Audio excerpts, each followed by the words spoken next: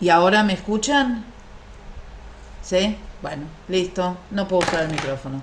Bueno, entonces, vamos a hacer un breve repaso. Pueden abrir los micrófonos para que vayamos juntos compartiendo eh, lo que fueron aprendiendo y haciendo como un repaso general de todo lo visto hasta ahora. Muy bien. ¿Por qué se los llama profetas menores? porque los libros son menos extensos. Exacto, es una cuestión de cantidad, no de calidad. Bien, otra persona que me conteste, ¿cuál es el esquema básico que encontramos en todos los profetas menores?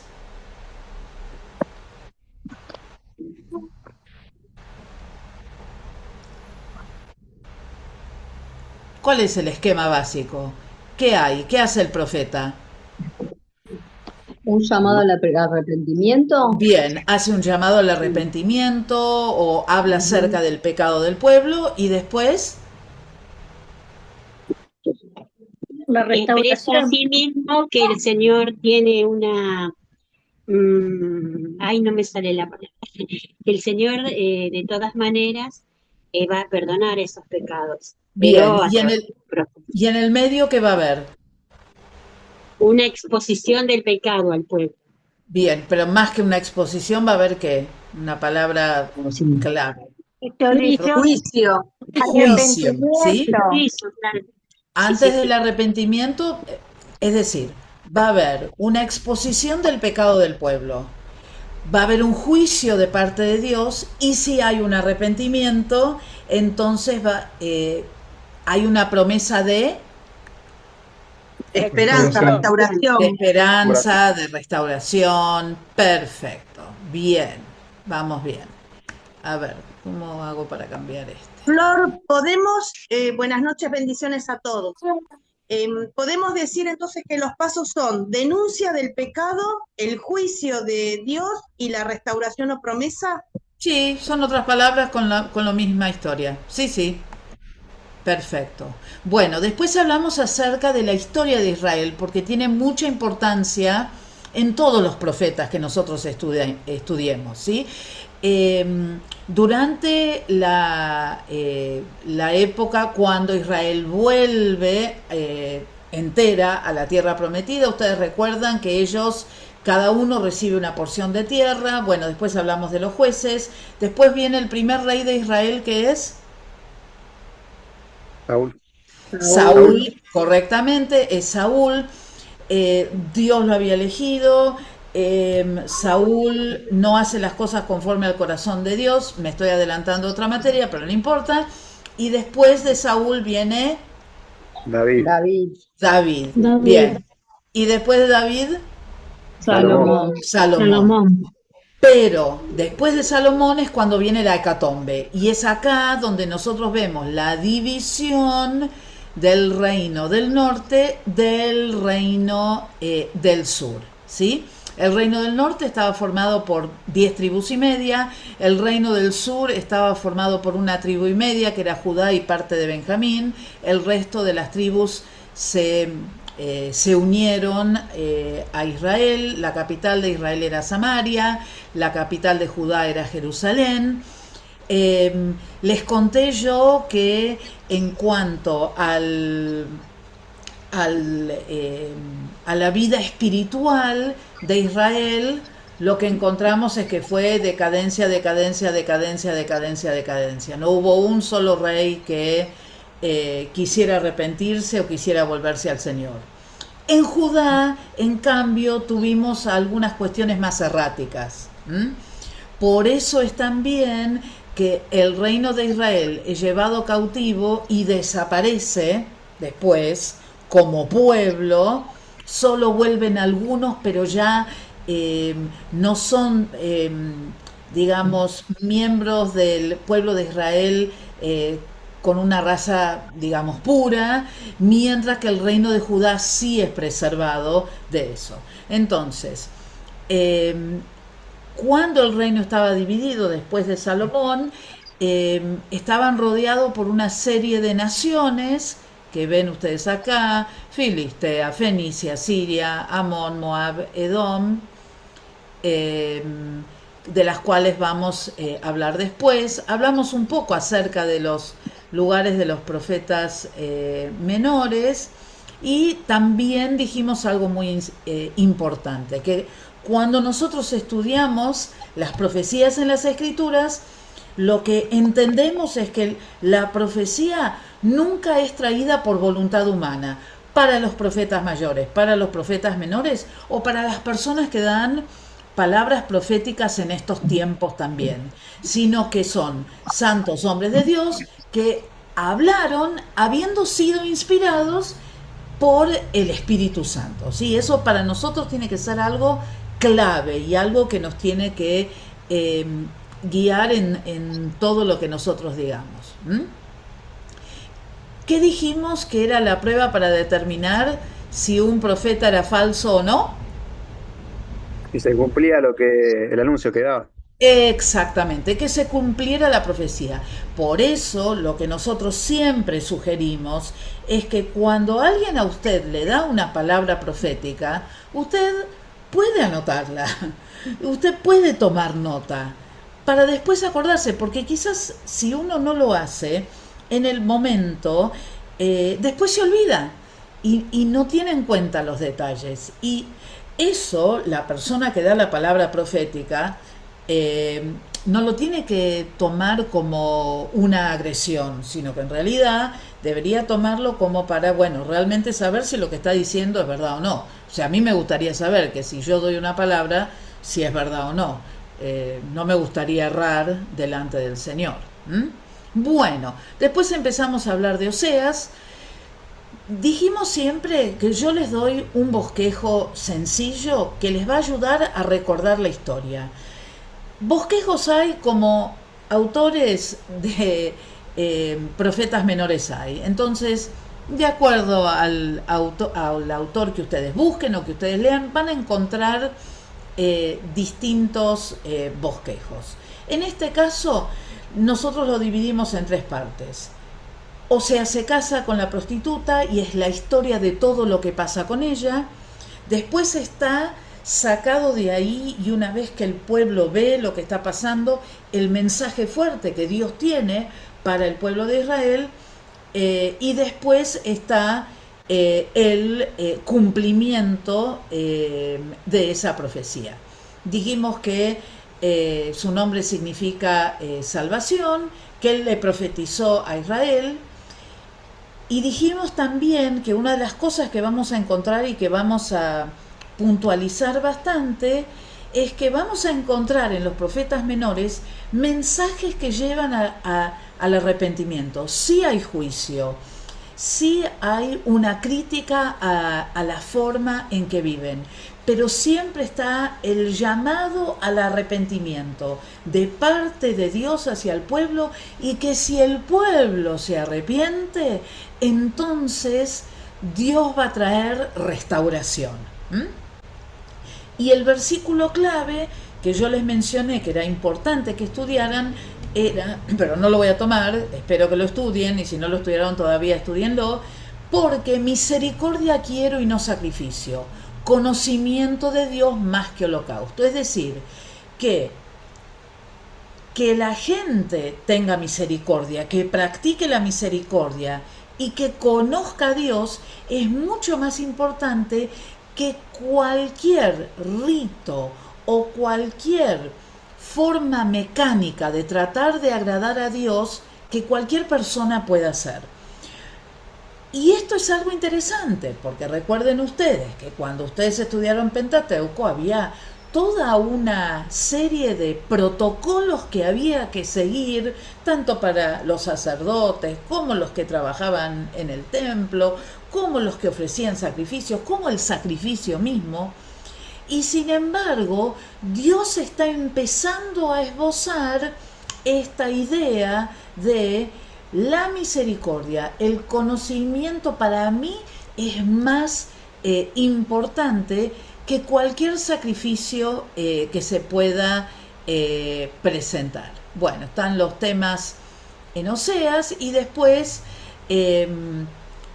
Oseas también plantea algo sumamente importante que tiene que ver, que está relacionado con las partes del cuerpo, pero que están claramente marcadas en Oseas y que nos sirven a nosotros también en la diaria. Es decir, la falta de conocimiento me aparta del Señor. La lujuria, el deseo de aquello que no corresponde, me aparta del Señor. El orgullo que yo pueda tener, me aparta del Señor. Lo que me rodea, si es más importante, si toma control de mi corazón, también puede apartarme del Señor. Que yo haga cosas que vayan en contra de las leyes de Dios y que yo me avenga a lo que ocurre a mi alrededor o lo que ocurre en el mundo, me aparta del Señor. Que si yo no me someto a la voluntad del Señor y yo me rebelo contra Dios, eso también me va a apartar. Y que cualquier cosa a la que yo le dé más importancia que a Dios, también me va a apartar y es idolatría. Punto, listo, no hay vuelta atrás, ¿sí? Bien.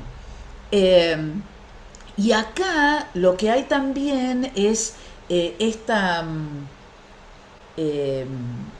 tabla que muestra, por un lado, el juicio de Dios, el momento crítico en el que Dios le dice al pueblo: se han apartado de mí, van a ser castigados, son corruptos, tienen rebeldía, va a venir la destrucción del pueblo de Israel y van a tener que enfrentar las consecuencias. Pero para cada uno de estos juicios que Dios manifiesta, hay una promesa de misericordia y de amor de parte del Señor. Entonces, Dios les dice: con amor eterno los amé a ustedes. Yo los voy a llevar al desierto y les voy a hablar al corazón, dice Oseas 2. Esa promesa de restauración. Un llamado al arrepentimiento. Si ustedes se vuelven a mí, yo también me voy a volver a ustedes. Que en medio de ese juicio que Dios va a traer, y que es consecuencia del pecado de Israel, dice: mi corazón se conmueve por ti, dice Oseas 11, y también esa promesa de redención y restauración, dice: lo redimiré del poder de la tumba y vivirá conmigo. Bueno, acá hay algunas preguntas que están ahí para que ustedes las tengan, después vamos a ver qué hacemos con eso, y hoy vamos a comenzar a hablar de Joel. Bueno, hay muchas cosas que tenemos que decir sobre el libro de Joel. Pocas cosas tenemos para hablar acerca de Joel, porque en realidad se sabe bastante poco acerca de él. Esta división es una división, como les digo, fíjense ustedes que hay un tiempo de juicio, después hay como en el medio la promesa del Pentecostés, del Espíritu derramado sobre toda carne, y después el día del Señor. Pero hay otro autor que me pareció interesante también y se los menciono, que dice, por ejemplo, que habla del día del Señor en retrospectiva, es decir, hablando del pasado y de lo que había hecho el pueblo de Judá, porque Joel le predice a Judá, y después también hay un día del Señor, pero mirando en perspectiva hacia adelante, hablando del final, de lo que le iba a pasar a Judá al final por su desobediencia de parte del Señor. Bueno, ustedes saben que cuando nosotros hablamos del profeta Joel, significa Jehová o Yahvé es Dios, ¿sí? El mensaje principal de Joel habla del día del Señor, que es la primera vez que aparece esta frase, que no necesariamente es una frase buena, porque quiere decir que viene el día del juicio del Señor, ¿sí? Y el versículo clave tiene que ver con volverse al Señor con todo su corazón, con ayuno, con llanto y con lamento. Y es interesante porque no les dice vuelvan a mi ley, a mi separación, ley con Y, ¿se entiende? Dice, vuélvanse a mí, pero con todo su corazón. Es decir, Dios le quiere hablar al pueblo para que se arrepienta, para que cambie su manera de ver las cosas y para que su corazón cambie. Es decir, que sea algo personal, que cambie en cada uno de ellos y que ese cambio sea totalmente sincero, totalmente sincero. Bien, otra cosa interesante que quiero compartir con ustedes es esta cuestión de la langosta, ¿no? Aquellos de ustedes que han tenido la posibilidad de ver las langostas, bueno, ustedes saben que las langostas es un insecto volador, es un insecto herbívoro, es decir, que come todo lo que tiene que ver con plantas, ¿sí? Y que tiene una gran capacidad de afectar los cultivos. Cuando yo era chica, yo recuerdo que un pequeño grupo de langostas llegó acá a Buenos Aires. En este tiempo no son tan comunes acá porque estamos llenos de cemento. Pero seguramente algunos de ustedes que vivan en lugares más apartados de la ciudad o que hayan nacido en otras provincias, seguramente que ustedes han visto langostas y han visto lo que las langostas son capaces de hacer, ¿no?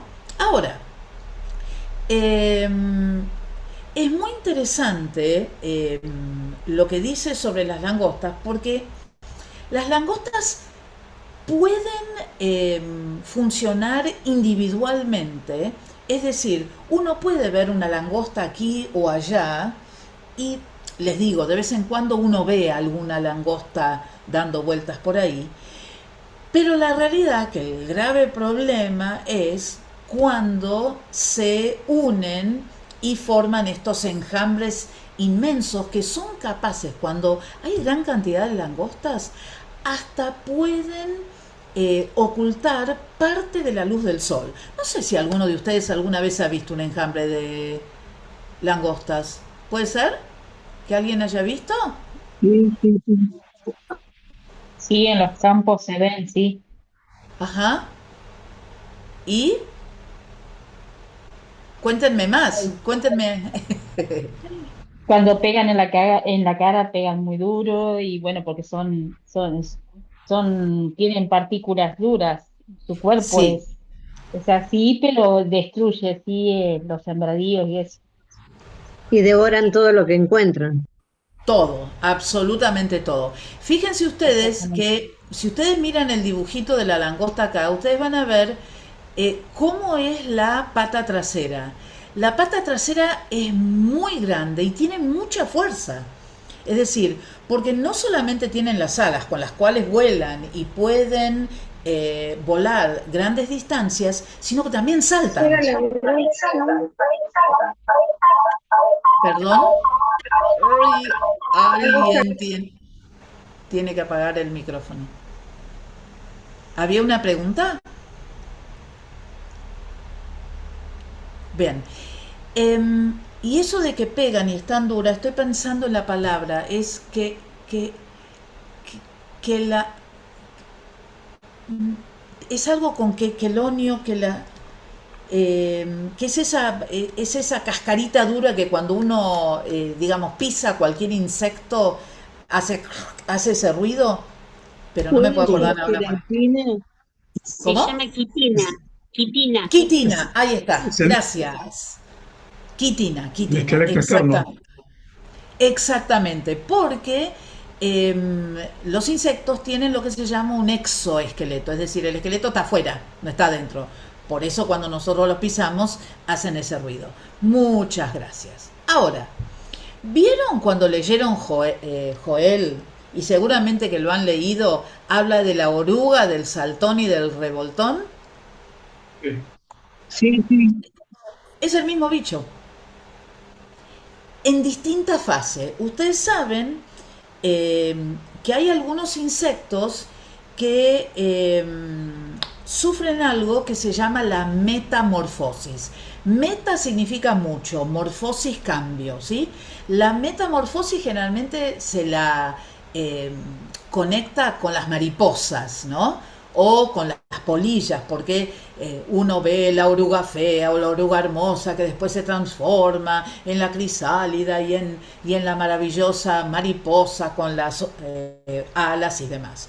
Pero hay otros animales que también eh, sufren estos cambios y la langosta es uno de ellos. Entonces, cuando habla de la oruga, del saltón, del revoltón y de la langosta, está hablando del mismo bicho, pero que está en diferentes fases. Y lo interesante es que en cada fase el animal tiene que comer, porque justamente para ir cambiando de una fase a la otra necesita alimentarse porque necesita la energía para producir los diferentes cambios, ¿sí? Entonces, vamos a decir que la oruga es esa fase cuando la langosta es una larva, se alimenta de hojas principalmente y por supuesto si hay muchas de estas orugas y la destrucción es bastante grande, ¿no? Cosa que trae problemas en la agricultura y, especialmente. Y después como consecuencia eso va a la ganadería, pero ya vamos a llegar ahí. Después está el saltón, que es la langosta joven, ¿no? Es la que salta, se mueve rápidamente, pero tiene que seguir comiendo, todavía no tiene alas.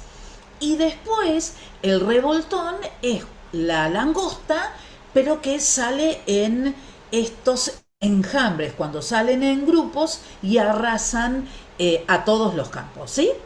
Entonces estamos hablando del mismo bicho en otras... Esperen que me fui... Ahí está, nos quedamos ahí. Estamos hablando del mismo bicho en diferentes momentos, pero que en cada uno de esos momentos el bicho ha causado gran deterioro. Ahora, ustedes saben que cuando se pierde una cosecha, hay un problema que tiene que ver con la alimentación de las personas, pero también hay un problema que es la alimentación de los animales, porque si no hay comida, el animal también es perjudicado, el hombre también es perjudicado. Lo que nos cuenta también el libro de Joel es que también hubo una gran sequía, dice que los arroyos y los ríos se secaron y eso trajo, dice, lo vamos a ver después cuando abramos la Biblia, pero Joel capítulo 1 versículo 12 dice que la gente perdió el gozo. Seguramente que ustedes alguna vez habrán visto a los habitantes de cualquier país de África que está pasando por hambre. Y ustedes habrán visto que más allá del aspecto físico, cuando uno les mira la cara y ve su mirada, generalmente se ve una tristeza y una apatía que parece de la cual no pueden salir. Eso se ve en los humanos y uno también, seguramente que ustedes lo habrán visto, especialmente aquellos que tienen más contacto con, bueno, no cualquiera de nosotros, con distintos tipos de animales, se ha visto ahí también, ¿no? Jonás es muy fuerte, él habla con los sacerdotes. Sí, sí, no era para mí. Bien, entonces, Jonás habla con los sacerdotes, lo leemos también en el capítulo 2, y habla acerca y hace referencia, aunque no directamente, a las bendiciones y a las maldiciones que ya en Deuteronomio, ¿se acuerdan de Pentateuco? Pero en Deuteronomio, ¿se acuerdan qué capítulo hablaba de las bendiciones y de las maldiciones? El capítulo 28. 28. Sí, muy bien, el capítulo 28, muy pero muy bien. Entonces, hay bendiciones y después vienen todas las maldiciones. Vamos a buscar Deuteronomio 28:15. El que lo tiene lo lee, por favor.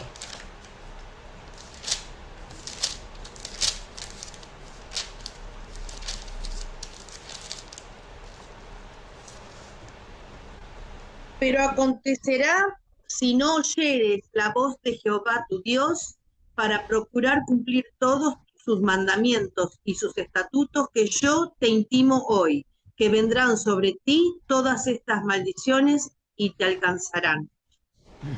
Entonces, justamente como ellos habían sido desobedientes, como ellos se habían apartado del Señor, entonces estas maldiciones iban a venir. ¿Qué dice el 24?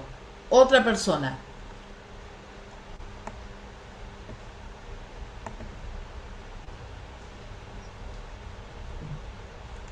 24, Deuteronomio 28, 24. Dará Jehová por lluvia a tu tierra polvo y ceniza de los cielos, descenderán sobre ti hasta que perezcas.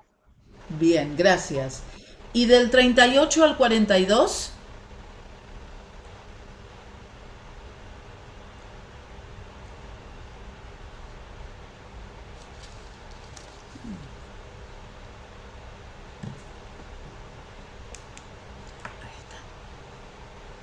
¿38 al 42? Sacarás mucha semilla al campo y recogerás poco, porque la langosta lo consumirá. Plantarás viñas y labrarás, pero no beberás vino, ni recogerás uva, porque el gusano se lo comerá. Tendrás olivo en todo tu territorio, mas no te ungirás con el aceite, porque tu aceituna se caerá. Hijos e hijas se engendrarán y no serán para ti, porque irán en cautiverio. Toda tu arboleda y el fruto de tu tierra serán consumidos por la langosta.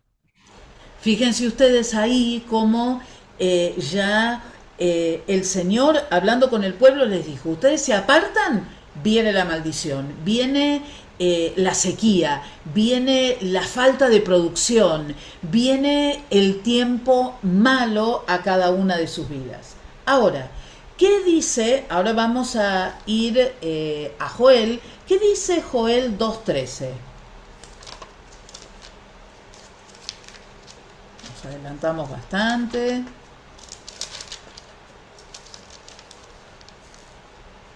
¿Lee? Sí. Primero de tus tradiciones y virtudes, y convirtió su poder nuestro Dios, porque misericordioso es y clemente, tardo para la ira y grande misericordia, y que se duele del castigo. Bien, la primera parte medio que no se escuchó muy bien, entonces decimos, rásguense el corazón y no las vestiduras.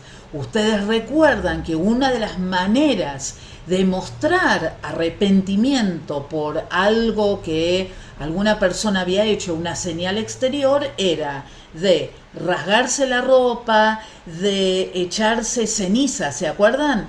Entonces, acá lo que les está diciendo es, vayan más adentro, que sea algo más profundo, que sea algo más duradero, que tenga realmente significado, porque es algo que ustedes se dan cuenta. Vuélvanse al Señor su Dios, porque Él es bondadoso y compasivo, lleno para la ira, lento para la ira y lleno de amor. Cambia de parecer y no castiga. Entonces, fíjense ustedes acá tenemos otra prueba interesante de esto que a veces se nos enseñaba en el pasado, de hablar del Antiguo Testamento, que era todo estricto, que era todo ley y orden y hacer las cosas de una manera, porque si no venía el castigo de Dios. Sin embargo, nosotros encontramos más y más atisbos y muestras de la misericordia de Dios, del amor de Dios para con su pueblo, pero era necesaria una cosa. ¿Cuál era?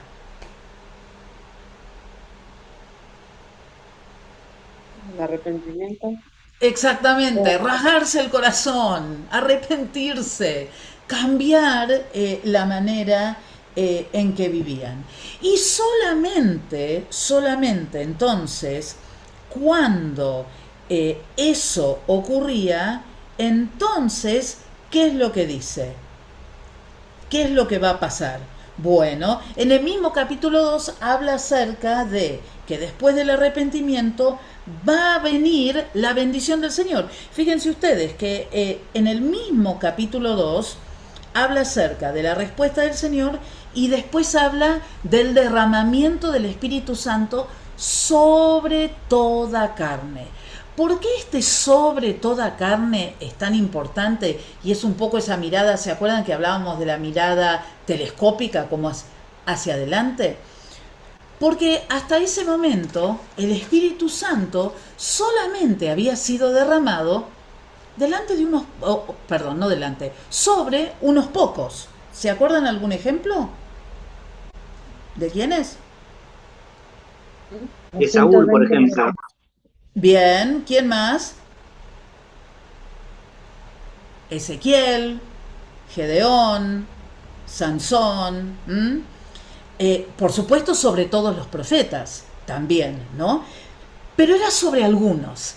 Sin embargo, lo que el profeta Joel dice es que va a llegar el momento en que el Espíritu Santo va a ser derramado sobre toda carne. ¿Quién toma estas palabras y las comparte más adelante? ¿Se acuerdan?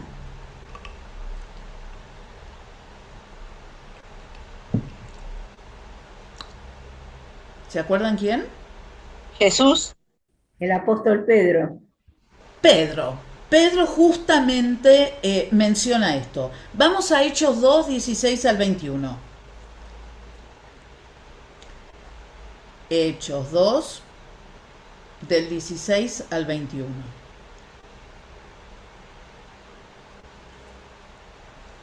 El que lo tiene, lo puede leer.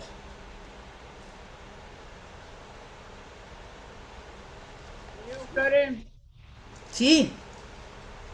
Mas esto es lo dicho por el profeta Joel. Y en los postreros días, dice Dios, derramaré de mi espíritu sobre toda carne, y vuestros hijos y vuestras hijas profetizarán. Vuestros jóvenes verán visiones, y vuestros ancianos soñarán sueños. Y de cierto sobre mis siervos y sobre mi sierva, en aquellos días, derramaré de mi espíritu y profetizarán. Y daré prodigios arriba en el cielo y señales abajo en la tierra, sangre y fuego y vapor de humo. El sol se convertirá en tinieblas y la luna en sangre, antes que venga el día del Señor, grande y manifiesto, y todo aquel que invocare el nombre del Señor será salvo. Gracias. Si alguno tenía abierto el libro de Joel, se podía seguir la lectura y casi está transcripto, digamos, por parte de Pedro. Es decir, ¿qué es lo que dijo Pedro? Lo que Joel profetizó se cumplió en este momento, cuando los 120 recibieron la promesa del Señor. ¿Se acuerdan que yo les había dicho también que en el libro de Joel nosotros vamos a encontrar esta alusión al día del Señor? Recuerden que cuando dice el día del Señor no es bueno, sino que está hablando acerca del juicio, ¿no? Y Joel habla acerca de que ese juicio está cercano, que ese juicio va a traer destrucción, que iba a ser muy difícil de soportar y que iba a ser grande y horrible, ¿no?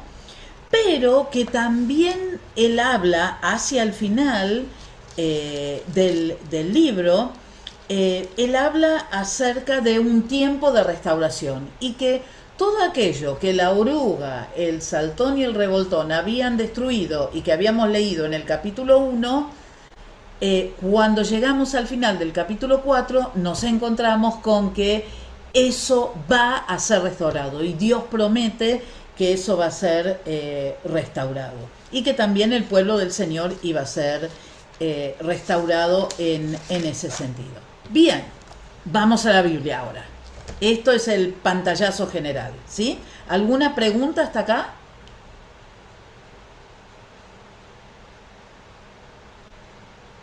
Bien, entonces, comenzamos con el capítulo 1. Dice, estas palabras del Señor que vino a Joel, hijo de Petuel.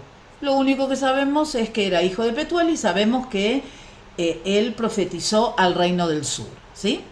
Bien, entonces dicen, oigan esto, ancianos del pueblo, presten atención, habitantes todos del país. ¿Alguna vez sucedió cosa semejante en sus tiempos o en los de sus antepasados? Cuéntenselo a sus hijos y que se lo cuenten a los suyos, y estos a la siguiente generación. Lo que dejaron las langostas grandes, lo devoraron las langostas pequeñas. Bueno, esta es otra versión. Lo que dejaron las langostas pequeñas, los comieron las larvas, y lo que dejaron las larvas, las comieron las orugas, que es lo mismo que decir el saltón, la oruga, el saltón y el revoltón, ¿sí? Y la langosta. Entonces, fíjense ustedes que Joel habla de esta destrucción, digamos, por cuestiones naturales en la tierra, y les dice, esto es algo que ustedes tienen que recordar y que lo tienen que compartir de generación en generación, todo el tiempo. Despierten, borrachos, y lloren, giman todos los entregados al vino, porque el vino dulce le fue arrebatado de los labios. Una nación poderosa e innumerable ha invadido mi país, tiene dientes de león, colmillos de leona, asoló mis vides, dejó mis higueras, las peló hasta dejarlas blancas sus ramas, las derribó por completo. Si alguna vez ustedes han visto la destrucción de la langosta, es así, se come todo, arrasa, pero absolutamente con todo. Versículo 8 dice, mi pueblo gime como virgen vestida de luto por la muerte de su prometido. Las ofrendas de cereales y las libaciones no se ofrecen ya en la casa del Señor. Hacen duelo los sacerdotes, los ministros del Señor. Los campos yacen devastados. Reseca está la tierra, han sido arrastrados los cereales, se ha secado el vino nuevo y agotado el aceite. Séquense también ustedes labradores, giman viñadores, por el trigo y la cebada, porque se ha perdido la cosecha en los campos, la vid se marchitó, languideció la higuera, se marchitaron las granadas, las palmeras, los manzanos, todos los árboles del campo, hasta la alegría de la gente acabó por marchitarse, lo que hablábamos antes. Ahora, fíjense ustedes que habían sido atacadas dos cosas acá, que eran ¿qué?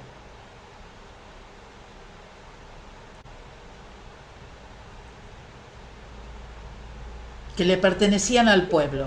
¿Las viñas? ¿Perdón? ¿Los trigos y los viñedos? Bueno, uno era, digamos, todo lo que la tierra producía, correcto.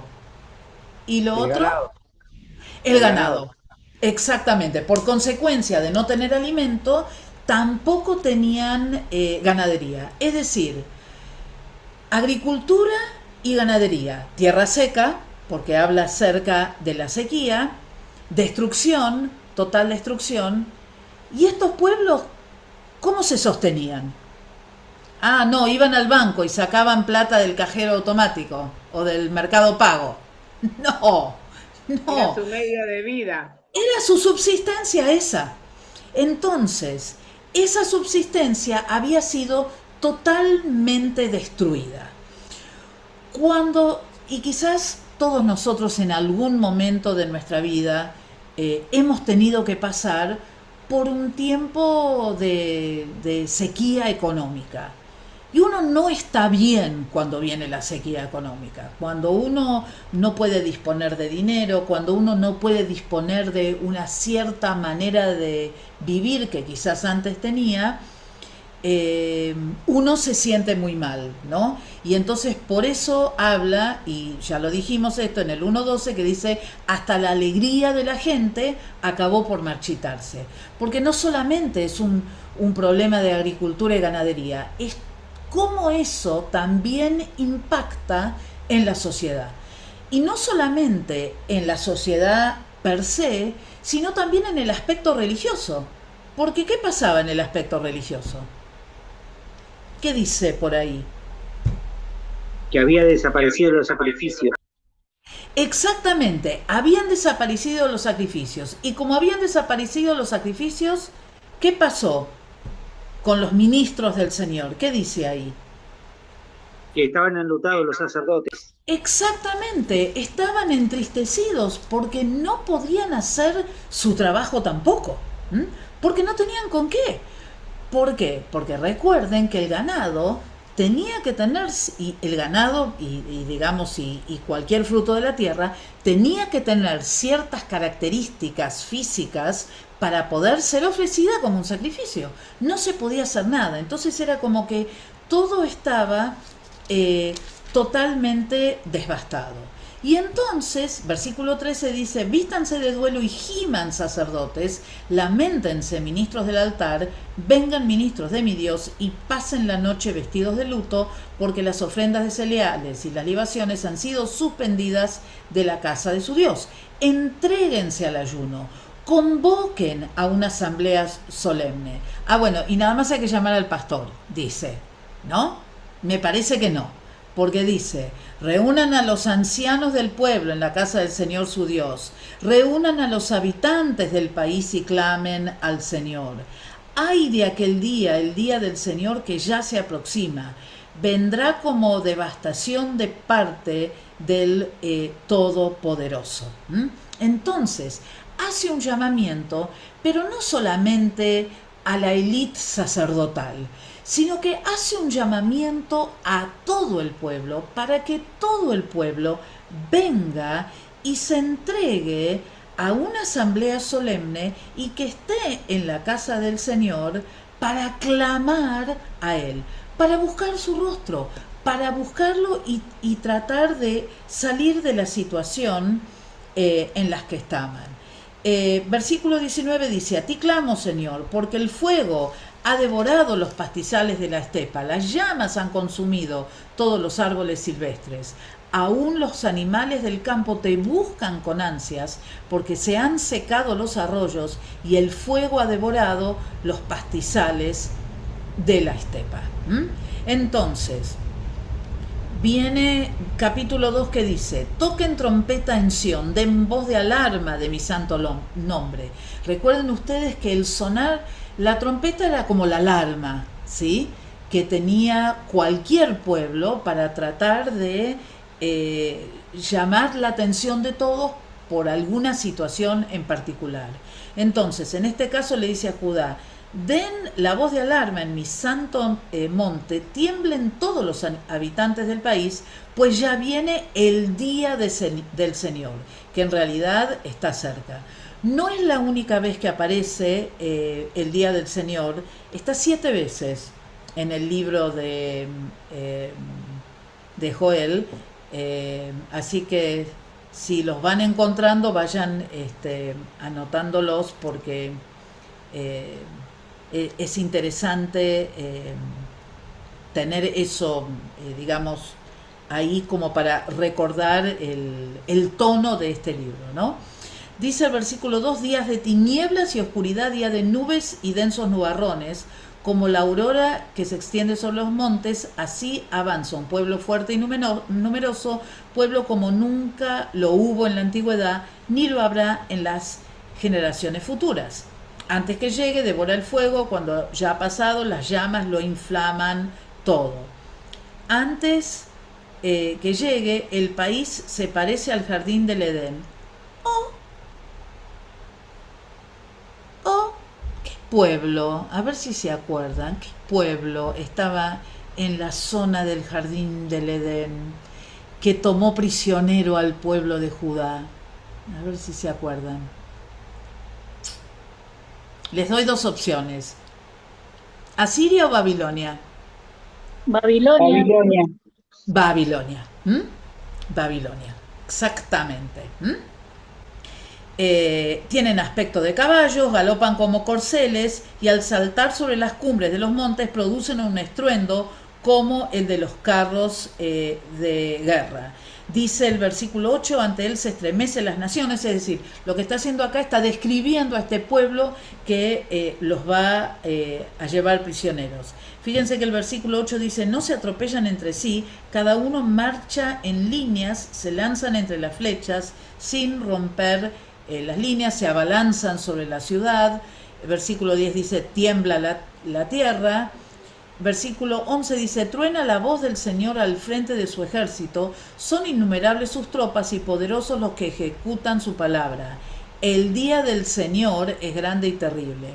¿Quién lo podrá resistir? Es decir, que Babilonia fue un instrumento, así como Asiria fue un instrumento que Dios utilizó para traer juicio a Israel, Babilonia fue un instrumento que Dios utilizó para traer juicio a Judá. Y entonces, versículo 12 dice, ahora bien, es decir, toda la primera parte del capítulo 2, y tácata, viene algo terrible, viene la hecatombe, viene la destrucción, viene la oscuridad, viene el ruido fuerte. Recuerden ustedes que ellos no tenían carruajes. Entonces no estaban acostumbrados a esos ruidos fuertes que quizás podían venir de Egipto o de Asiria o de Babilonia. Entonces eran ruidos muy perturbadores. Es como si de repente nosotros empezásemos a escuchar, en este momento para nosotros serían aviones de guerra, que nosotros viéramos que estuviesen sobrevolando sobre la zona donde nosotros vivimos, que hacen muchísimo ruido, y eso perturba, porque uno no entiende de dónde viene, hacia dónde va, pasan rápido, y ese tipo de cosas. Entonces, viene esa parte muy fuerte, y después tenemos la segunda parte, podríamos decir que esta primera parte es juicio. Después viene el arrepentimiento, porque les dice, vuélvanse a mí de todo corazón, con ayuno, llantos y lamentos. Sí, hay que arrepentirse del mal camino, hay que arrepentirse de las cosas malas que uno ha hecho, hay que volverse al Señor y hay que reconocer que uno hizo mal. Rásguense, como lo leímos antes, el corazón y no las vestiduras. Vuélvanse al Señor su Dios, porque Él es bondadoso y compasivo, lento para la ira y lleno de amor. Otra prueba del amor de Dios para su pueblo acá en el Antiguo Testamento. Toquen trompeta en Sión, proclamen el ayuno. Fíjense ustedes, versículo 1 del capítulo 2 era, toquen trompeta para dar la voz de alarma. Ahora nosotros leemos en el versículo 15, toquen trompeta en Sión, ¿pero para qué? Para arrepentirse, para proclamar ayuno, convocar asamblea solemne, congregar al pueblo, desde los ancianos hasta los pequeños, hasta los niños de pecho, que salga de su alcoba el recién casado y la recién casada. Lloren sacerdotes, ministros del Señor entre el pórtico y el altar y digan, compadécete Señor de tu pueblo, no entregues tu propiedad al oprobio, para que las naciones no se burlen de ella. ¿Por qué habrán de decir entre los pueblos, ¿dónde está tu Dios? Entonces, acá la convocatoria al arrepentimiento no es para uno o dos, es para todos y es para toda la generación. Es decir, todos eran parte de un pueblo y colectivamente tenían que volver al Señor y pedirle el perdón al Señor. No sé si alguna vez ustedes hayan experimentado una situación así dentro de su iglesia. Yo sí lo experimenté, y aunque no necesariamente yo era culpable de algunas de las cosas que se mencionó el pastor en ese momento, sí entendía que de alguna u otra manera yo había sido lo suficientemente permisiva como para que eso ocurriera. No lo había notado. Entonces participamos todos pidiéndole perdón al Señor, y a partir de ese momento hubo un tiempo de bendición espiritual y de refrigerio espiritual que duró mucho tiempo hasta que el pastor se fue. Después vino otra cosa. Bien, viene entonces el arrepentimiento del Padre de parte del pueblo, y entonces viene en tercer lugar, en ese mismo capítulo 2, la respuesta de parte del Señor. Entonces, dice el 18, el Señor mostró amor por su tierra y perdonó a su pueblo. Y le respondió el Señor: miren, les enviaré cereales, vino nuevo y aceite, hasta dejarlos plenamente satisfechos. Y no volveré a entregarlos al oprobio entre las naciones. Alejaré de ustedes al que viene del norte, arrojándolo hacia una tierra seca y desolada. Lanzaré su vanguardia hacia el mar oriental y su retaguardia hacia el mar occidental. Subirá su hedor. Bueno, el Señor hará grandes cosas. No temas, tierra, sino alégrate y regocíjate, porque el Señor hará grandes cosas. ¿No han escuchado alguna vez ese texto fuera de contexto? Yo sí. Yo sí. Es una promesa y se entiende, pero ahora sabemos de dónde sale. ¿Sí? Sale del profeta Joel y sale del juicio que venía sobre Judá. Por supuesto que las profecías que están en las Escrituras también pueden afectar y pueden bendecir nuestras vidas de una manera muy importante. Pero también es importante saber de dónde vienen, ¿sí? Así que ya saben, ¿sí? No teman, animales del campo, porque los pastizales de la estepa reverdecerán, los árboles producirán su fruto y la higuera y la vid darán su riqueza.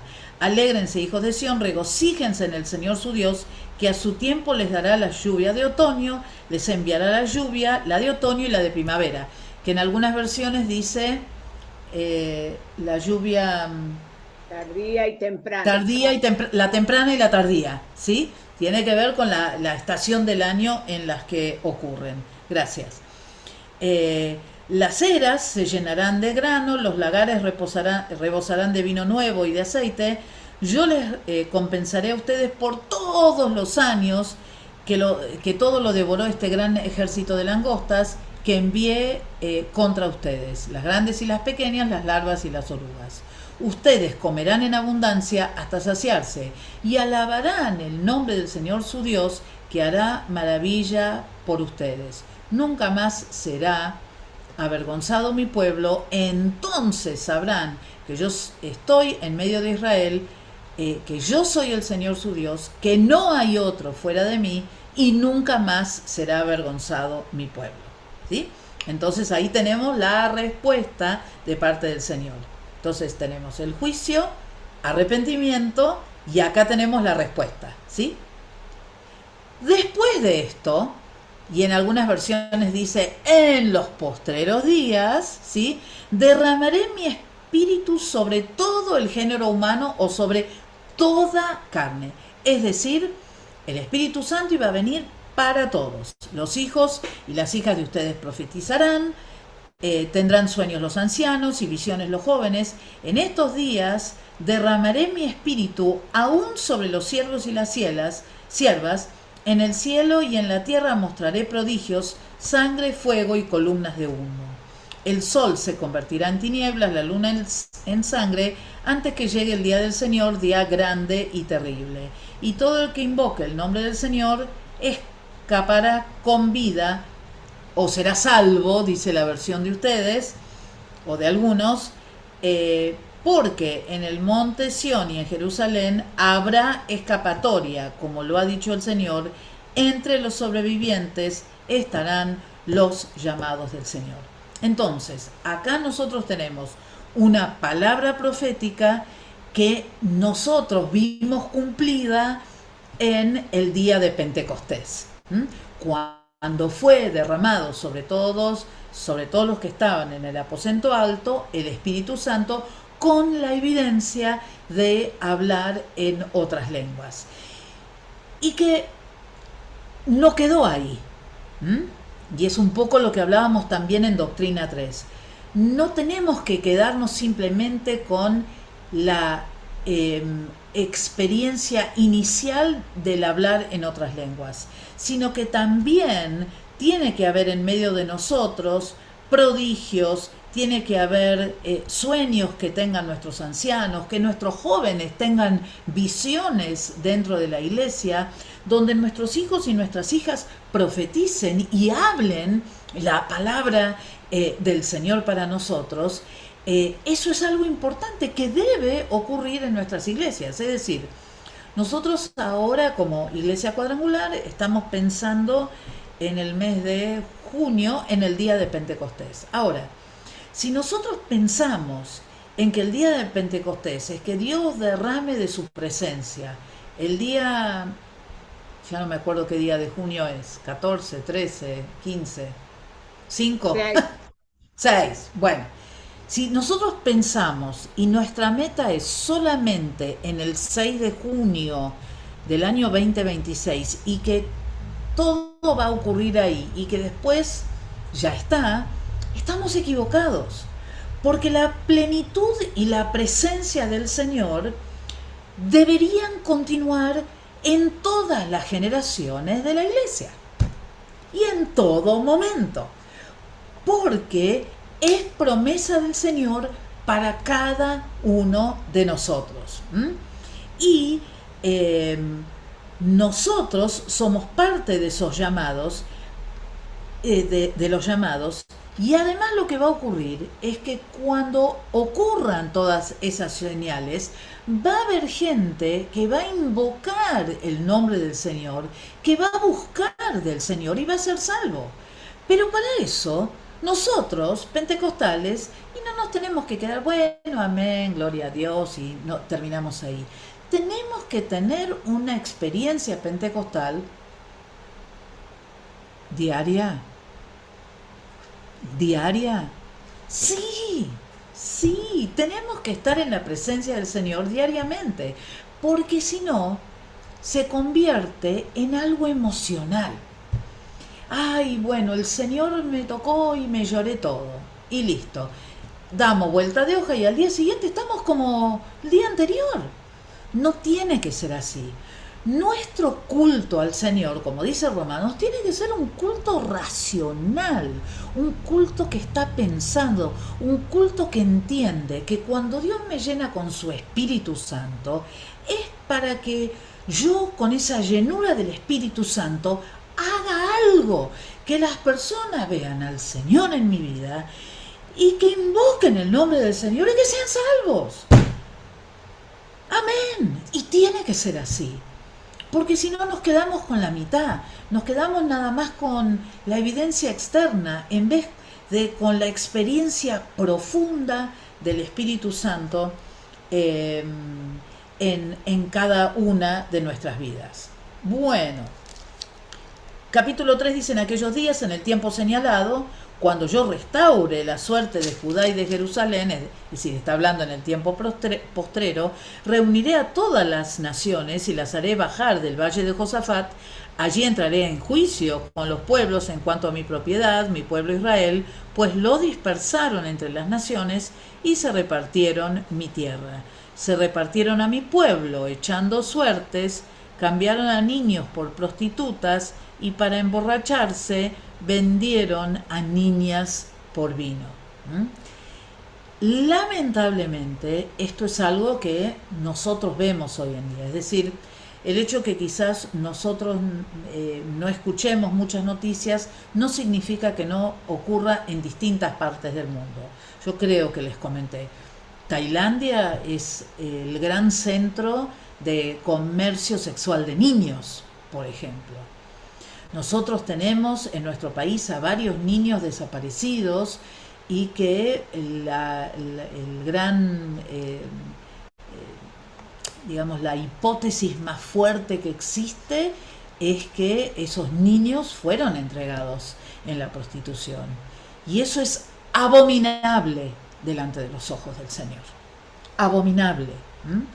Y después dice, ahora bien, Tiro y Sidón y regiones todas de Filistea, ¿qué tienen en contra mía? ¿Quieren acaso vengarse de mí? Si es así, yo haré que muy pronto recaiga sobre ustedes su propia venganza, pues se robaron mi oro y mi plata, se llevaron a sus templos mis valiosos tesoros, a los griegos le vendieron el pueblo de Jerusalén y de Judá para alejarlos de su tierra.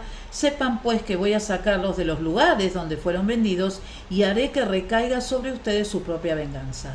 Venderé sus hijos y sus hijas al pueblo de Judá, y ellos a su vez los venderán a los sabeos, una nación lejana. El Señor lo ha dicho.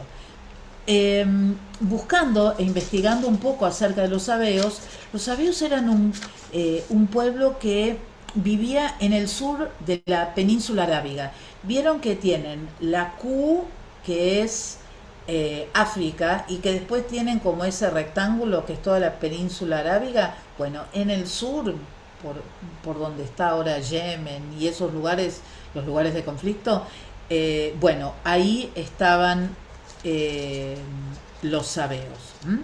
Sepan pues que proclamen esto entre las naciones, prepárense para la batalla, movilicen a los soldados, alístense para el combate todos los hombres de guerra, ¿no? Dice sigue hablando acerca de lo que va a ocurrir en el futuro, con respecto a todas estas naciones vecinas y cómo van a ser destruidas. Y después, los últimos versículos de Joel son las bendiciones futuras para el pueblo de Dios. Entonces ustedes sabrán que yo, el Señor su Dios, habito en Sión, mi monte santo.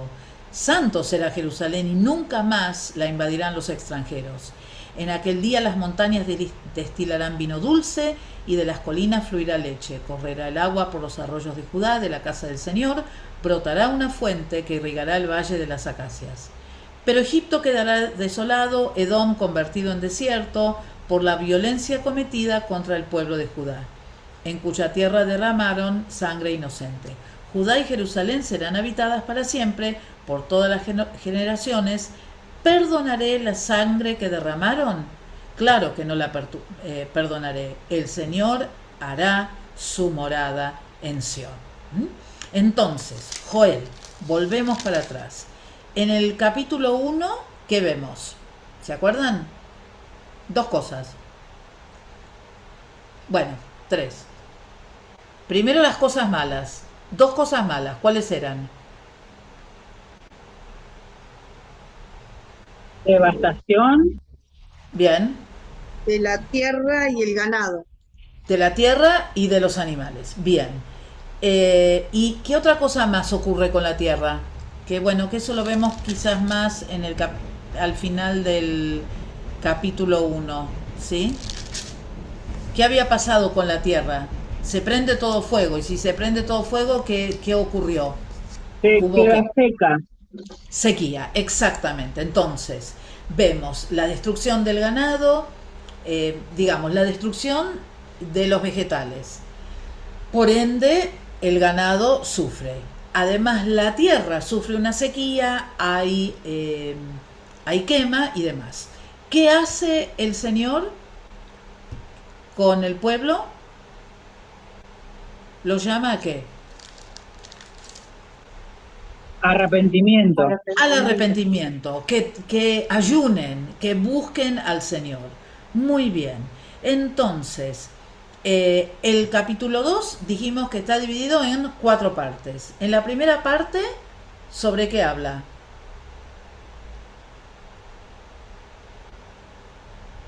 Sobre el juicio. ¿A quién? ¿El juicio a quién? A Judá. A Judá. El juicio a Judá, ¿sí? Que va a venir, ¿quién? Los que habitan ¿a dónde? Versículo 3. Los que habitan en él. ¿En el Edén? Sí, claro, en el jardín del Edén, que eran los Babilónico. Los babilonios, bien. Babilonios. La segunda parte del capítulo 2, ¿qué es lo que les dice al pueblo? Primero viene el juicio, después viene el Lo llama al Arrepentimiento. arrepentimiento. Exactamente. Lo llama al arrepentimiento. ¿Y cómo se expresa eso en el capítulo? ¿Qué les dice? Que se conviertan Tocar a trompeta. No, Que no dice busquen tocar trompeta. ayuno, que lo busquen en profundidad, que se Vuelvan arrepientan. también de todo corazón. Bien, bien. Y además habla de rasgarse el corazón, ¿sí? Cualquiera de esas está bien. Bien, perfecto. La tercera parte de ese capítulo, La respuesta del sí. Señor. ¿Y cuál es la respuesta del Señor? ¿Que Él va a qué? Perdonar al pueblo y Lo va a perdonar Promete restaurar. y lo va a restaurar. restaurar. Exactamente. Él va a restaurar todo lo que vino.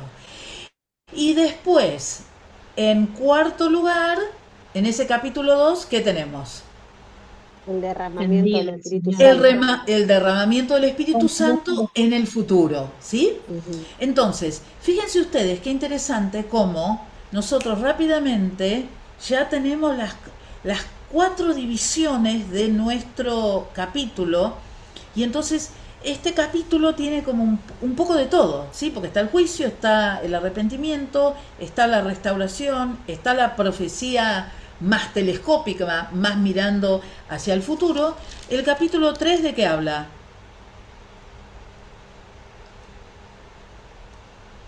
Del juicio a las naciones. Bien, volvemos al juicio, pero ya no a Judá, sino a las naciones, ¿sí? Y después, la última parte del capítulo, Dios reconfirma que Él va a bendecir y va a traer restauración a Judá, ¿sí? Bien, le decimos adiós al libro de Joel, son 21:09. Lo que vamos a hacer es, tomamos un recreíto de 5 minutos, o sea, y 14, volvemos, ¿les parece? Sí, sí. ¿Qué ocurre? ¿Qué ocurre? Ustedes saben que, bueno, hay muchísimos estudios que hablan acerca de la importancia de volver al papel, ¿m? Y de utilizar libros y de utilizar, digamos, dar vuelta a hojas y hacer esa coordinación y no dejarse llevar por lo que ocurre en un celular. No estoy desmereciendo el celular, ¿eh? Yo no podría vivir sin celular y hago todas mis lecturas bíblicas desde el celular cuando hago mi devocional a la mañana. Pero para estas cosas, cuando uno tiene que estudiar, está buenísimo tener una Biblia de papel. Bien, vamos a nuestro próximo profeta menor, que es el profeta Amós, ¿sí? Entonces, voy a compartir. Otra vez, como siempre les digo, recuerden que bosquejos hay muchos diferentes. A mí, en realidad, el bosquejo se los doy para ayudarlos a orientarlos en cómo mirar el libro, ¿no? Otra vez tenemos a Amós. Amós es un caso muy interesante de un profeta menor. Primeramente vamos a ver qué es lo que dice ahí. Está dividido, siguiendo este autor, en el juicio pendiente, las acusaciones contra Israel y las visiones que tiene Amós, ¿sí? Ahora, Amós era, esperen que tengo un mapita para ustedes. Si me deja esto. Ahí está. No, me fui para cualquier lado. Espera. Acá. Bueno, ya venimos.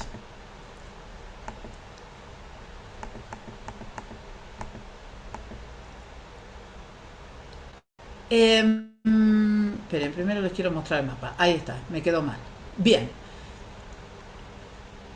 por eso les digo que no lo impriman, ¿ven? Porque este mapa tiene que ir antes del sicómoro. Bien, acá tienen a Israel, ¿ven? Acá tienen a todo Israel. Para que ustedes se den una idea, Amós era de la ciudad de Tecoa, ¿sí? Que está acá, muy cerca de Jerusalén. ¿Ven que Jerusalén está un poco más hacia el norte? ¿Lo encontraron? Y Dios lo manda desde Tecoa a que hable a Betel. ¿Y qué significa Betel? Empecemos por ahí. Casa de Dios, ¿sí? Exactamente. Bien, entonces, esto es para que nos demos una idea de dónde estaba nuestro amigo Amós y hacia dónde se tenía que dirigir. Amós significa portador de carga, uno que lleva una carga, y él era pastor de animales y además recogía fruta. Era muy común en esa zona que existiera un árbol, y ahora se los voy a mostrar, el árbol de sicómoro. Ay, esperen que se me... Ahí está. Que subió Se me fue para Saqueo. adelante en vez de para... Sí, sí, pero...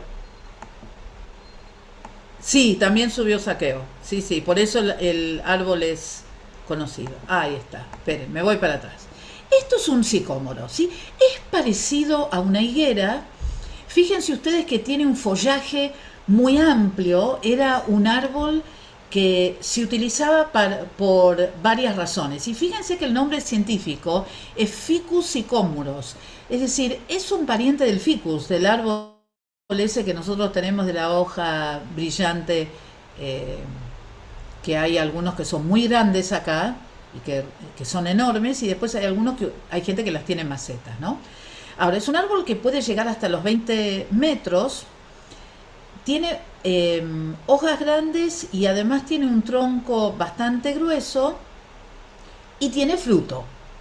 Entonces, estos árboles que existían en esta zona servían para el resguardo de los animales.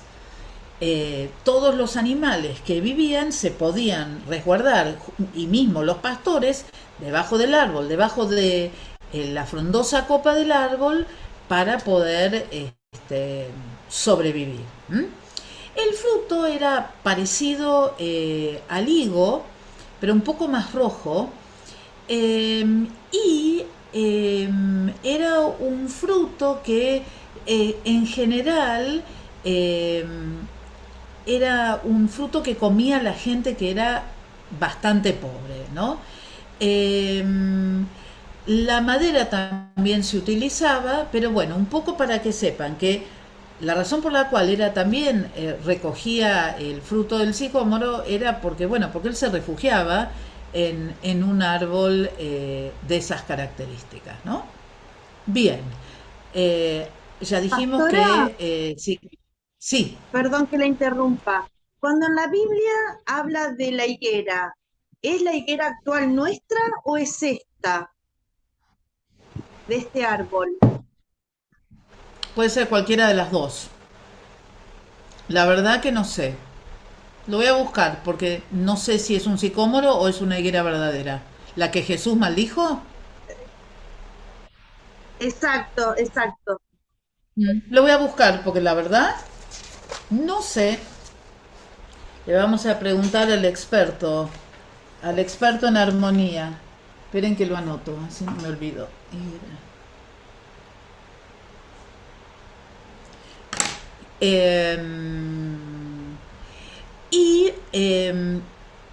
Amós también le predica al reino del norte. Ahora, Amós tenía dos problemas. Uno, que era pastor, no había estudiado en la escuela de pastores. Y el otro problema que tenía, ¿cuál sería? Miren, les muestro. Si quedaba cerca de Jerusalén, ¿de dónde estaba Tecoa?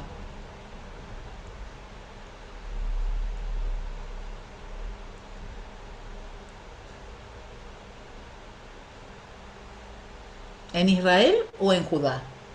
Judá. En Judá. Era, eh, Amós era del reino del sur. Israel, el reino del norte. No, él era del reino del sur, pero fue a predicar al reino del norte. Menuda cosa. Eran dos grupos separados que no se llevaban bien.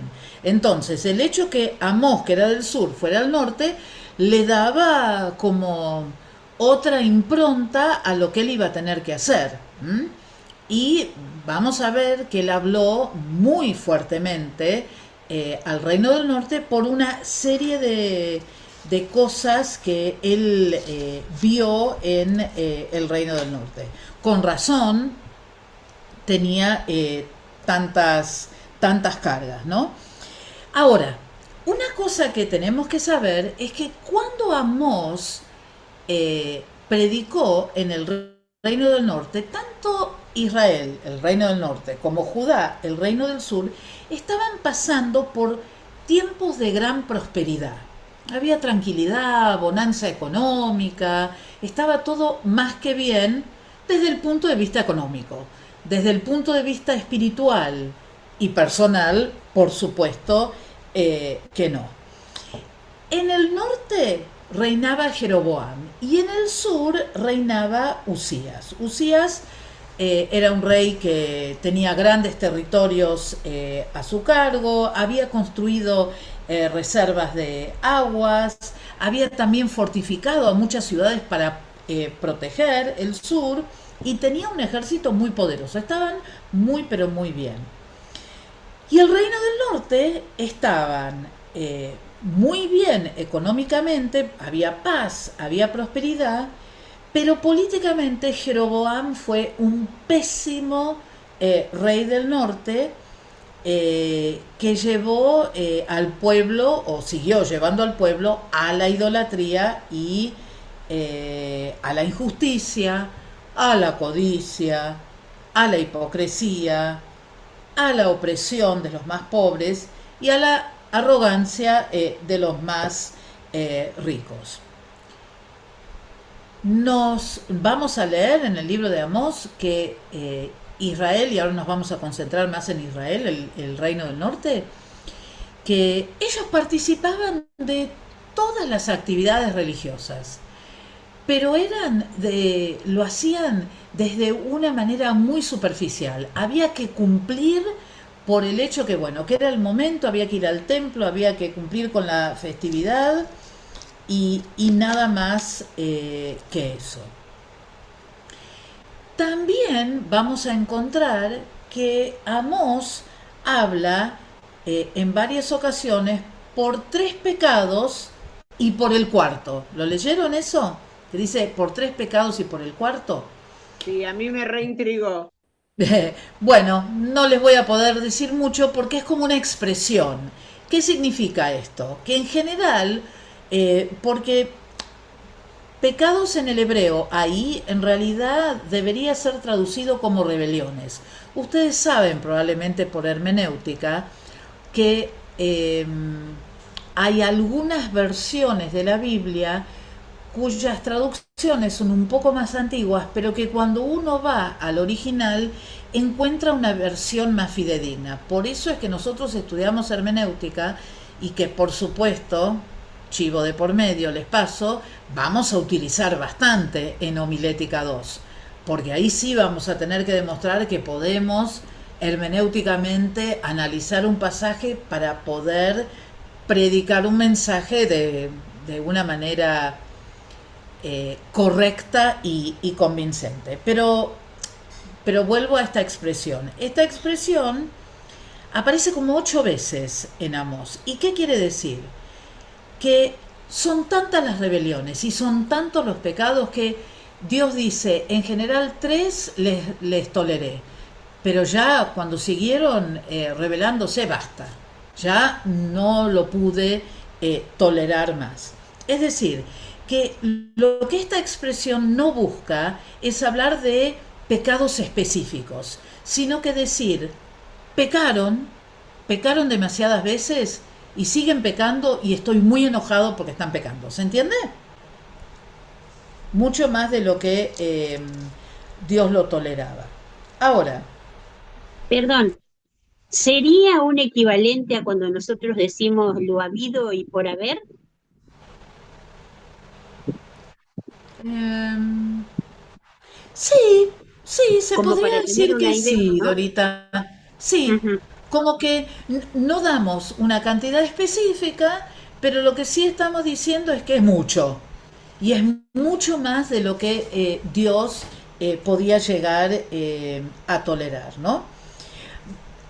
Hay un momento en que él menciona a Judá, porque Judá es, eh, digamos, eh, mencionado por Amós como uno que rechaza la ley del Señor y no guarda los estatutos del Señor en el capítulo 2. Pero Israel tiene una lista mucho más larga de pecados y el castigo es decir, la predicación perdón, la profecía de Amós a Israel es mucho más grande que la profecía a Judá. ¿Mm? Y también otra cosa, otra expresión que aparece en por lo menos 3 capítulos, el 3, el 4 y el 5. En el primer versículo es oíd esta palabra. Es decir, ahora viene la palabra del Señor. Oigan lo que Dios tiene para decir. Otra expresión que aparece también en Amós, ¿alguien la vio? Una expresión un poco en estos tiempos, si la usaran ya lo estarían denunciando. ¿Alguien la leyó?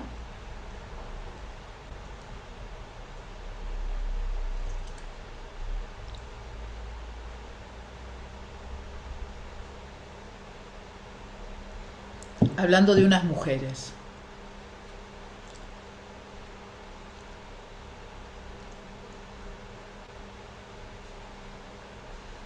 Creo que está en el capítulo 4. Vacas de Bazán, ¿lo leyeron? Vacas de Bazán. Resulta que eran unas mujeres que, debido a la poca actividad física que hacían, porque eran mujeres que vivían de los hombres y los trataban bastante mal, ellos oprimían a los pobres, golpeaban a los necesitados. Entonces, en un momento, Amós les dice, y ustedes mujeres también van a caer en este juicio, porque ustedes están lastimando y están tratando mal a los oprimidos. ¿Por qué? Veamos el contexto. Ustedes tienen que entender, ¿se acuerdan que yo les dije que Israel estaba en una época de prosperidad? Entonces, cuando los pueblos están en épocas de prosperidad, tienden a relajarse en muchas cosas.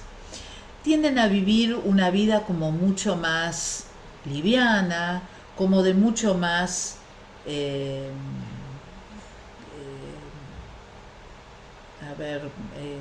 ¿cómo decirlo?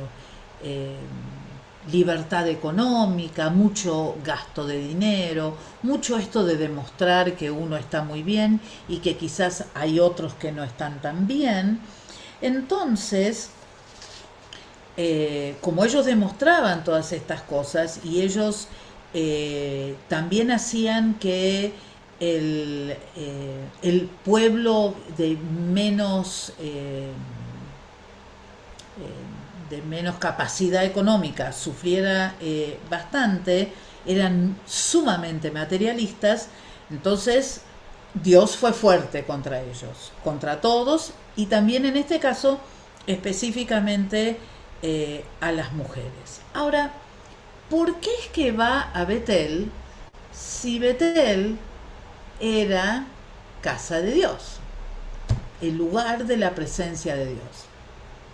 Bueno, ahí nos tenemos que remitir un poco a lo histórico, que también lo menciona Amós, y es que el rey Jeroboam había llevado un becerro de oro a Betel para que toda la población del reino del norte fuera a adorar a Betel en vez de viajar a Jerusalén. Es decir, un poco apartarlos totalmente del Señor. Entonces, ustedes habrán visto que en un momento nosotros vamos a ver que Betel cambia de nombre y Amós dice ya no es más Betel, es Bet Aben, porque en vez de ser la casa de Dios, se ha convertido en la casa de iniquidad, la casa de pecado. Porque estaban, por supuesto, adorando a un Dios ajeno. Pero una consulta. Sí. ¿Jazz? El Jeroboam que había puesto el becerro de oro en Betel era otro, ¿no? Era Jeroboam otro, era el no. hijo había sido 170 años antes, sí, no hice la aclaración, gracias. Había sido el hijo de Salomón. Este era otro Jeroboam, el que estaba. Gracias por ese aporte. Entonces, es a propósito que Dios lo manda a Amós a Betel, porque era el centro de la idolatría. Entonces, Dios lo manda a la boca de los leones. Y seguramente en este grupo tan grande que nosotros tenemos acá, seguramente hay algunos que han estado en la boca de los leones, que están ahora en la boca de los leones, o que en algún momento Dios los va a llevar a un lugar donde ustedes en principio se van a sentir incómodos. Pero sepan que si es la voluntad de Dios que ustedes estén en ese lugar, que Dios va a honrar el ministerio, el trabajo que ustedes hagan ahí, porque tiene un propósito. Y a propósito envió a un pastor. ¿Por qué? Porque esta gente en el norte estaba mucho con las formas, mucho con la forma. El fondo, un desastre. La manera de vivir, un desastre. Había mucha corrupción en esa época. Y entonces, ¿qué tiene que hacer este pastor del sur de Tecoa? Tiene que ir a hablar ¿con quién? Antes del rey, ¿con quién habla?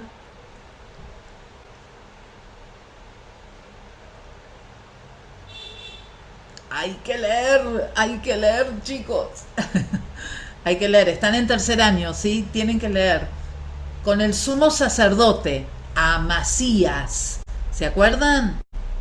Amasías. Si no se acuerdan, léanlo, por favor.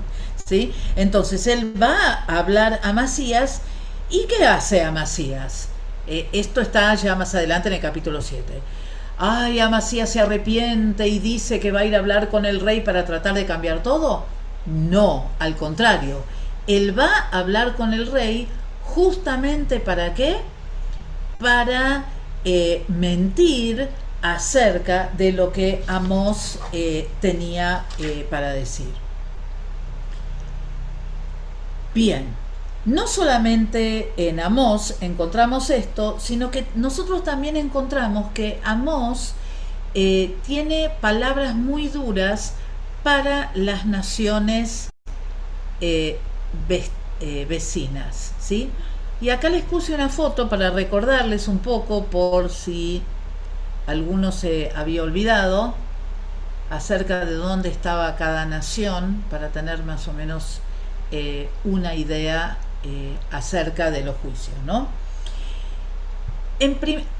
Y esto les tengo que decir también, va a haber veces en que el juicio a la nación menciona el nombre de la nación, pero va a haber veces en que cuando nosotros leamos, en vez de estar el nombre de la nación, está el nombre de alguna ciudad importante. Por ejemplo, en el primer caso no aparece el nombre Siria. Cuando ustedes busquen en la Biblia aparece Damasco, la capital de Siria, ¿ok? Damasco fue altamente criticada, bueno, después lo vamos a ver un poco más, pero básicamente por la crueldad que tenía. En el caso de Filistea, no menciona Filistea, menciona un puerto, el puerto de Gaza, ¿sí? Porque ahí había un gran tráfico de esclavos. La franja de Gaza y la ciudad de Gaza tienen relación. Hay una relación ahí importante. Después, en tercer lugar, menciona la ciudad de Tiro. Tiro estaba en Fenicia, ¿sí? En el norte. Ellos también traficaban mucho con esclavos. Después tenemos el pueblo de Edom. Recuerden que Edom, o los edomitas, Edom significa rojo porque ellos eran descendientes de Saúl, el hermano de Jacob, ¿sí? En Edom había mucho resentimiento, por obvias razones, ¿sí? Ya venía de la época de los hermanos. Amón, mucha crueldad. Recuerdan que ellos eran los que sacrificaban a los niños al rey Moloch. También menciona Judá, que es este rosadito acá que no tiene nada, porque bueno, ellos se habían apartado del Señor. Moab, por el odio que manifestaban hacia el pueblo del Señor. Y el reino del norte, que estaría también por acá, en esta zona norte, donde está esta parte rosada, bueno, por la gran corrupción que existía en ese pueblo. Amós habla mucho acerca de otra palabra muy neotestamentaria, pero que también aparece en el Antiguo Testamento, y es la palabra justicia. Arrepentimiento para justicia. No sé si tengo otra acá. Bueno, pero esos son... Bueno, Amós tiene 5 visiones, ¿sí? Que están al final del capítulo, ¿sí? Entre el 7 y el 8. ¿Sí? Una es la visión de las langostas, recordándoles también lo que había ocurrido en Egipto, de la destrucción, y evidentemente era una plaga que ellos conocían bien. La plaga del fuego, ¿sí? Que no ocurrió, nosotros vamos a ver, era un juicio de Dios que iba a mandar un fuego y que Dios muestra su misericordia. En tercer lugar, otra visión que tiene el profeta Amós es la visión de la plomada. Aquellos que alguna vez han trabajado con, bueno, ahora se usa la plomada, pero una vez en el teléfono también tiene distintos tipos de plomada, o sea, la plomada que cae por efecto de la gravedad y que nos da el ángulo recto con la tierra. También existen los que tienen la burbuja, ¿cómo se llaman? Niveles. Los niveles, gracias. Que los niveles también para ver eso, pero bueno, esa plomada significa que hay una sola manera de hacer las cosas, a la manera de Dios, y cualquiera que se desvíe de eso, bueno, es algo que Dios no va a tolerar. También él tiene una visión de una canasta llena de frutas, es decir, que la gente ya está lista para ser juzgada, la fruta está madura, ya es como que no hubiese una vuelta atrás. Y bueno, y el templo destruido, que bueno, habla obviamente de un juicio muy fuerte para el pueblo del Señor, ¿no? Y entonces el mensaje de estas visiones tiene mucho que ver con esta falta de tolerancia que Dios tiene con el pecado, pero que si hay una intervención, si hay una intercesión, si hay un arrepentimiento de la maldad que tiene el pueblo, entonces ahí Dios sí va a responder y no va a venir ese juicio. ¿Sí? Bien, nos queda re poco tiempo. Vamos a la Biblia. A ver. Bien. Amós. Entonces dice, estas son las palabras de Amós, pastor de Tecoa. Es la visión que recibió acerca de Israel 2 años antes del terremoto, cuando Usías era rey de Judá y Jeroboam, hijo de Joás, era rey de Israel. Entonces, en este caso, lo que hace el profeta Amós es ubicarnos claramente en qué época él dio esta profecía. Habla de un terremoto que hubo y habla también cuando estuvieron estos 2 reyes en Israel. Y Amós dijo, ruge el Señor desde Sión, truena su voz desde Jerusalén, los pastizales de los pastores quedan asolados y se acerca la cumbre del Carmelo. Así dice el Señor, ven, los delitos de Damasco han llegado a su colmo. Por lo tanto, no revocaré su castigo porque trillaron a Galaad con trillos de hierro. Yo enviaré fuego contra el palacio de Hazael, que consumirá las fortalezas de otras ciudades, ¿sí? Romperé el cerrojo, es decir, ahí viene el juicio a Damasco. ¿Era el juicio a qué nación? Siria. Siria, correcto. Así. Después dice, así dice el Señor, los delitos de Gaza han llegado a su colmo. ¿Esa nación era?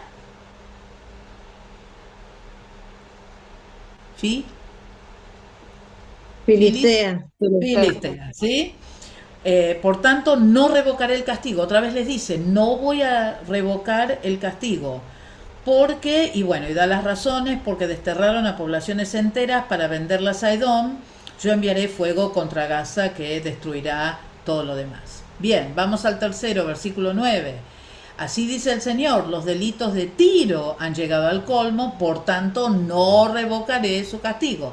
Tiro es la nación de Fenicia. Correcto, ¿sí?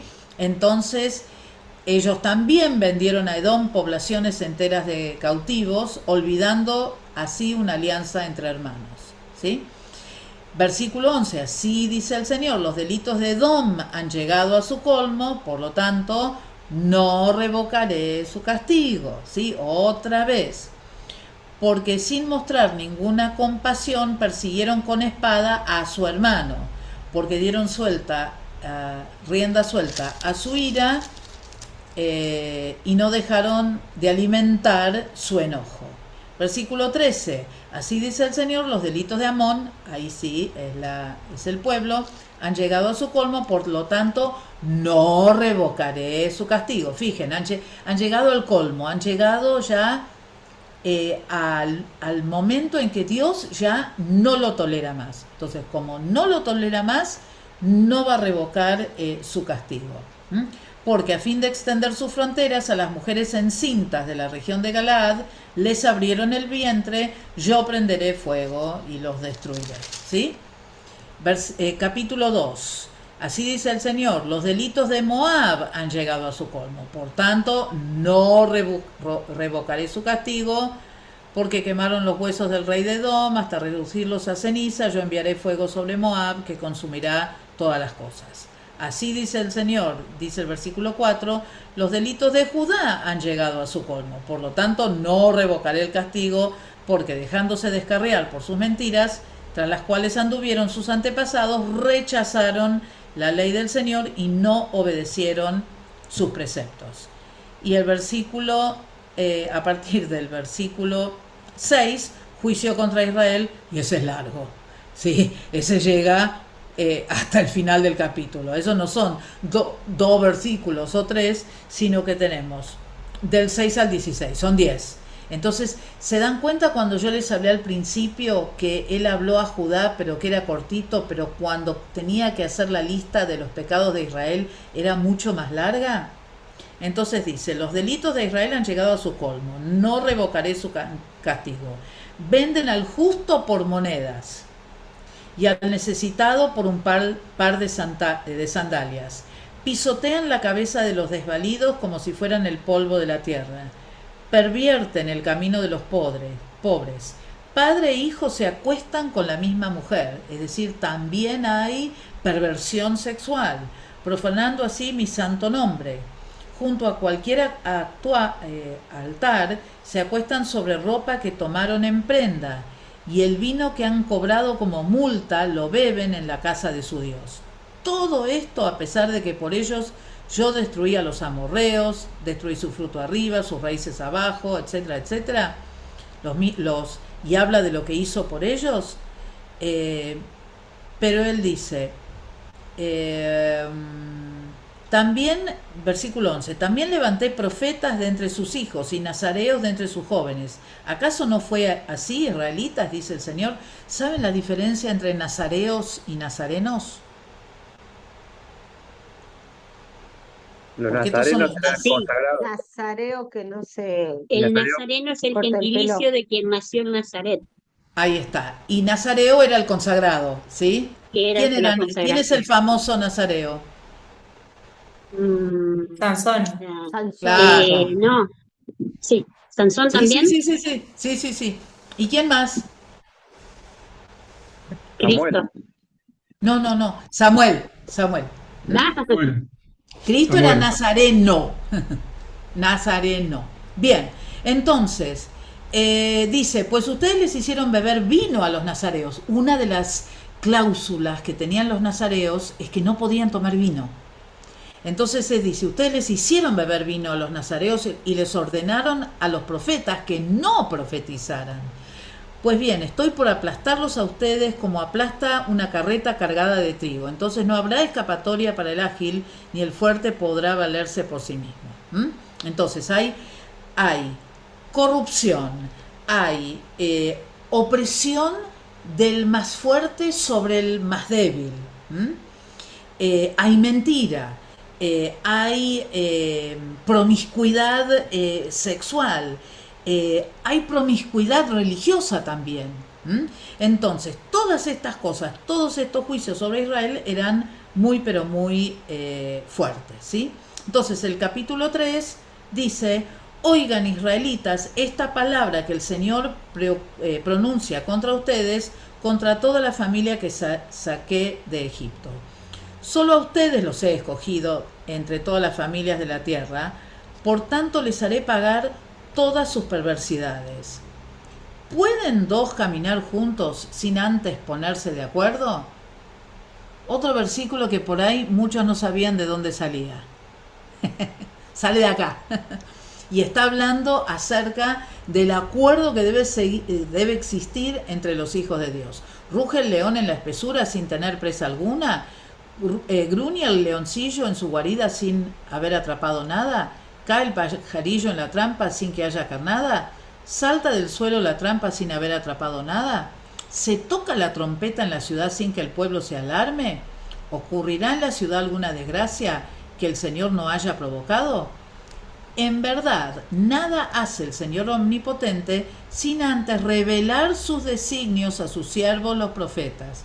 Es decir, Amós le estaba diciendo al pueblo de Israel que Dios les había dado y les seguía dando advertencias para que ellos cambiaran su forma de vivir. Les estaba dando estas advertencias para que ellos no cayeran en el castigo inminente que iba a haber si ellos no se arrepentían. Versículo 31 dice, por lo tanto así dice el Señor omnipotente, un enemigo invadirá tu tierra, echará abajo tu poderío y saqueará tus fortalezas. Así dice el Señor, como el pastor arrebata de las fauces del león, si acaso dos patas o un pedazo de oreja, así serán rescatados los israelitas, los que en Samaria se reclinan en el borde de la cama y en divanes de Damasco. Oigan esto y testifiquen contra el pueblo de Jacob, afirma el Señor omnipotente y todopoderoso. El día en que hagan pagar a Israel sus delitos, destruiré los altares de Betel, los cuernos del altar serán arrancados y caerán por tierra, derribaré tanto la casa de invierno como la de verano, serán destruidas las casas adornadas de marfil y serán demolidas muchas mansiones, ¿sí? Entonces, ahí lo que estaba hablando claramente era acerca de la idolatría que existía en Betel. Entonces Dios dice, cuando venga el momento de juicio, ese lugar va a desaparecer, porque ese no es un lugar a donde mi verdad está siendo proclamada. Capítulo 4 dice, oigan esta palabra ustedes, vacas de Basán, ¿se acuerdan? Que viven en el monte de Samaria, que oprimen a los desvalidos y maltratan a los necesitados, que dicen a sus esposas, tráiganos de beber. El Señor Omnipotente ha jurado por su santidad. Vendrán días que hasta la última de ustedes será arreada con garfios y arpones. Una tras otra saldrán por las brechas del muro, hacia Hermón serán expulsadas, dicen al Señor. Vayan a Betel y pequen. Vayan a Gilgal y sigan pecando. Ofrezcan sus sacrificios por la mañana y al tercer día sus diezmos. Quemen pan leudado como ofrenda de gratitud y proclamen ofrendas voluntarias. Háganlo saber a los israelitas, afirma el Dios Omnipotente.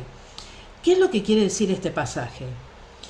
¿Vieron cuando uno como padre está enojado y le dice, o uno como hijo ha escuchado, dale, anda y hace esto, anda y hace lo otro? En realidad lo que estamos diciendo es que sabemos exactamente lo que hacen y que ellos ya saben que si hacen eso está mal, o nosotros sabemos que si hacemos eso está mal. Entonces acá lo que el Señor les está diciendo es, sigan así y van a ver lo que va a pasar.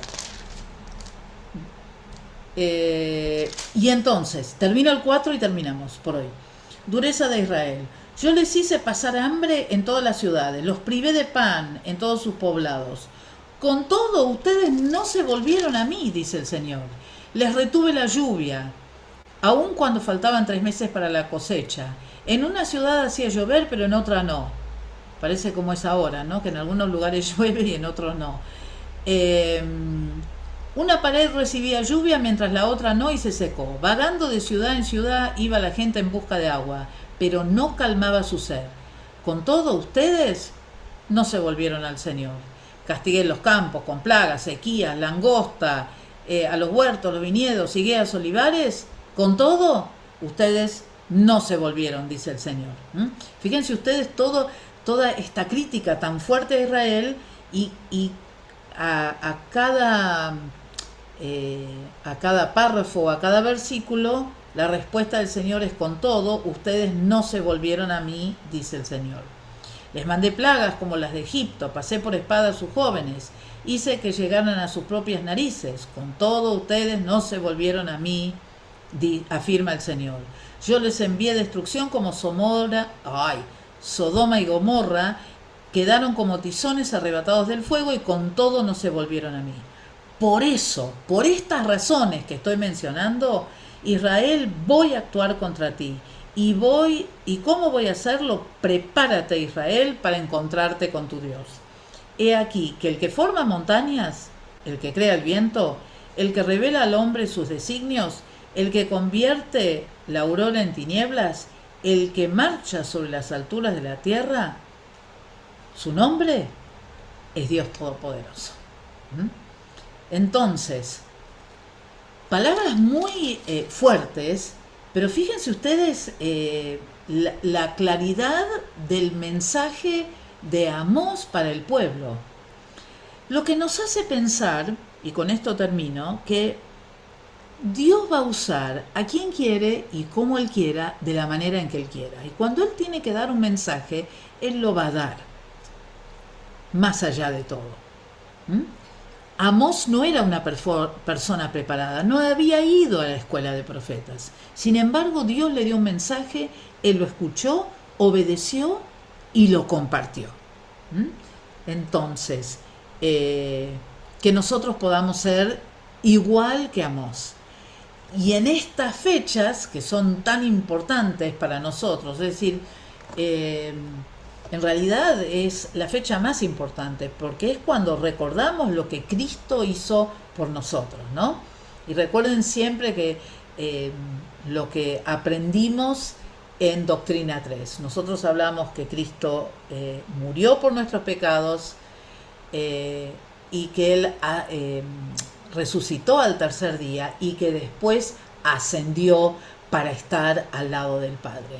Esa es nuestra victoria. Y eso es lo que nosotros vamos a celebrar este fin de semana. Así que mis mejores deseos para las distintas actividades que ustedes tengan en cada una de sus iglesias, que el Señor los bendiga, pero más que ricamente.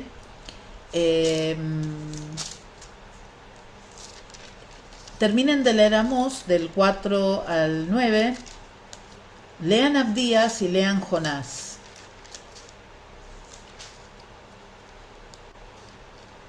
Sí, yo no creo que pueda avanzar más que eso.